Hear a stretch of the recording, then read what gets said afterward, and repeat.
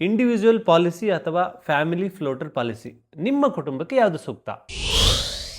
ಒಂದೇ ಕುಟುಂಬದಲ್ಲಿ 4 ಜನ ಇದ್ದಾರೆ ಅಂತ ಅಂದ್ಕೊಳ್ಳಿ.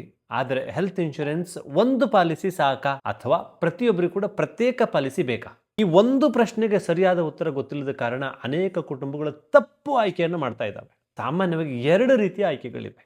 ಮೊದಲನೇದು ಇಂಡಿವಿಜುವಲ್ ಹೆಲ್ತ್ ಇನ್ಶೂರೆನ್ಸ್. ಇದರಲ್ಲಿ ಪ್ರತಿಯೊಬ್ಬರಿಗೂ ಪ್ರತ್ಯೇಕವಾಗಿ ಕವರ್ ಇರುತ್ತೆ. ಉದಾಹರಣೆಗೆ ಕುಟುಂಬದಲ್ಲಿ 4 ಜನ ಇದ್ದರೆ 4 ಪ್ರತ್ಯೇಕ ಪಾಲಿಸಿಗಳು ಇರಬಹುದು. ಎರಡನೇದು ಫ್ಯಾಮಿಲಿ ಫ್ಲೋಟರ್ ಹೆಲ್ತ್ ಇನ್ಶೂರೆನ್ಸ್. ಇದರಲ್ಲಿ ಒಂದು ಪಾಲಿಸಿ ಕವರ್ ಮೊತ್ತವನ್ನು ಕುಟುಂಬದ ಎಲ್ಲ ಸದಸ್ಯರು ಪಾಲಿಸಿಯ ನಿಯಮಗಳ ಪ್ರಕಾರ ಹಂಚಿಕೊಂಡು ಬಳಸ್ತಾರೆ. ಹಾಗಾದರೆ ಯಾವುದು ಉತ್ತಮ? ಇದಕ್ಕೆ ಉತ್ತರ ಒಂದೇ ಇಲ್ಲ.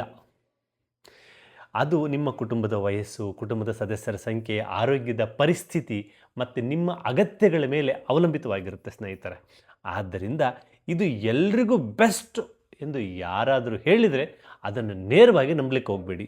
ಸರಿಯಾದ ಆಯ್ಕೆ ಅಂದರೆ ನಿಮ್ಮ ಕುಟುಂಬದ ಪರಿಸ್ಥಿತಿಗೆ ಹೊಂದುವ ಆಯ್ಕೆ ಸರಿ. ನಾನು ಯಾವಾಗಲೂ ಹೇಳೋ ಒಂದು ಮಾತು, ಪಾಲಿಸಿ ಖರೀದಿಸುವುದು ಸುಲಭ, ಆದರೆ ಸರಿಯಾದ ಪಾಲಿಸಿಯನ್ನು ಆಯ್ಕೆ ಮಾಡೋದು ನಾಲೆಜ್. ಅದಕ್ಕಾಗಿ ಯಾವುದೇ ನಿರ್ಧಾರ ತೆಗೆದುಕೊಳ್ಳೋಕ್ಕೆ ಮೊದಲು ನಿಮ್ಮ ಅಗತ್ಯವನ್ನು ಅರ್ಥ ಮಾಡಿಕೊಳ್ಳೋದು ಬಹಳ ಮುಖ್ಯವಾಗುತ್ತೆ. ಮುಂದಿನ ಎಪಿಸೋಡ್ನಲ್ಲಿ ಕ್ಯಾಶ್ಲೆಸ್ ಕ್ಲೈಮ್ ಅಂದರೆ ಏನು, ಅದು ಹೇಗೆ ಕೆಲಸ ಮಾಡುತ್ತೆ ಎಂಬುದನ್ನು ಸರಳವಾಗಿ ತಿಳಿದುಕೊಳ್ಳೋಣ. ಇಂಡಿವಿಜುವಲ್ ಪಾಲಿಸಿ ಉತ್ತಮನಾ ಅಥವಾ ಫ್ಯಾಮಿಲಿ ಫ್ಲೋಟರ್ ಉತ್ತಮವೋ?